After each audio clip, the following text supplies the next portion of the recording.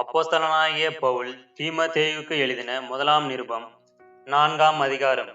ஆகிலும் ஆவியானவர் வெளிப்படையாய் சொல்லுகிறபடி, பிற்காலங்களிலே மனசாட்சியில் சூடுண்ட பொய்யருடைய மாயத்தினாலே சிலர் வஞ்சிக்கிற ஆவிகளுக்கும் பிசாசுகளின் உபதேசங்களுக்கும் செவி கொடுத்து விசுவாசத்தை விட்டு விலகி போவார்கள். விவாகம் பண்ணாதிருக்கவும் விசுவாசிகளும் சத்தியத்தை அறிந்தவர்களும் ஸ்தோத்திரத்தோடே அனுபவிக்கும்படி தேவன் படைத்த போஜன பதார்த்தங்களை விலக்கவும் வேண்டும் என்று அந்த பொய்யர் கட்டளையிடுவார்கள்.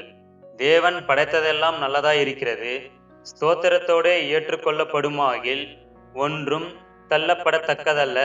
அது தேவ வசனத்தினாலும் ஜபத்தினாலும் பரிசுத்தமாக்கப்படும். இவைகளை நீ சகோதரருக்கு போதித்து வந்தால், விசுவாசத்திற்குரிய வார்த்தைகளிலும் நீ அனுசரித்த நற்போதகத்திலும் தேறினவனாகி இயேசு கிறிஸ்துவுக்கு நல்ல ஊழியக்காரனாயிருப்பாய். சீர்கேடும் கிளவிகள் பேச்சுமாய் இருக்கிற கட்டுக்கதைகளுக்கு விலகி தேவ பக்திக்கு ஏதுவாக முயற்சி பண்ணு.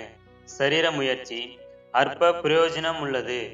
தேவ பக்தியானது இந்த ஜீவனுக்கும் இதற்கு பின்வரும் ஜீவனுக்கும் வாக்குத்தத்தம் உள்ளதாகையால் எல்லாவற்றிலும் பிரயோஜனம் உள்ளது. இந்த வார்த்தை உண்மையும் எல்லா அங்கீகரிப்புக்கும் பாத்திரமுமாய் இருக்கிறது. இது நிமித்தம் பிரயாசப்படுகிறோம், நிந்தையும் அடைகிறோம். ஏனெனில் எல்லா மனுஷருக்கும் விசேஷமாக விசுவாசிகளுக்கும் இரட்சகராகிய ஜீவனுள்ள தேவன் மேல் நம்பிக்கை வைத்திருக்கிறோம். இவைகளை நீ கட்டளையிட்டு போதித்து கொண்டிரு. உன் இளமையை குறித்து ஒருவனும் உன்னை அசட்டை பண்ணாதபடிக்கு நீ வார்த்தையிலும் நடக்கையிலும் அன்பிலும் ஆவிலும் விசுவாசத்திலும் கற்பிலும் விசுவாசிகளுக்கு மாதிரியாயிரு.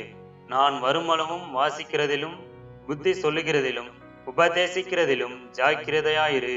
மூப்பராகிய சங்கத்தார் உன்மேல் கைகளை வைத்த போது தீர்க்க தரிசனத்தினால் உனக்கு அளிக்கப்பட்ட வரத்தை பற்றி அசதியாயிராதே.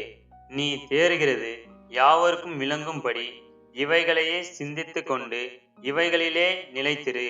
உன்னை குறித்தும் உபதேசத்தை குறித்தும் எச்சரிக்கையாயிரு. இவைகளில் நிலை கொண்டிரு. இப்படி செய்வாயானால் உன்னையும் உன் உபதேசத்தையும் கேட்பவர்களையும் இரட்சித்துக் கொள்ளுவாய்.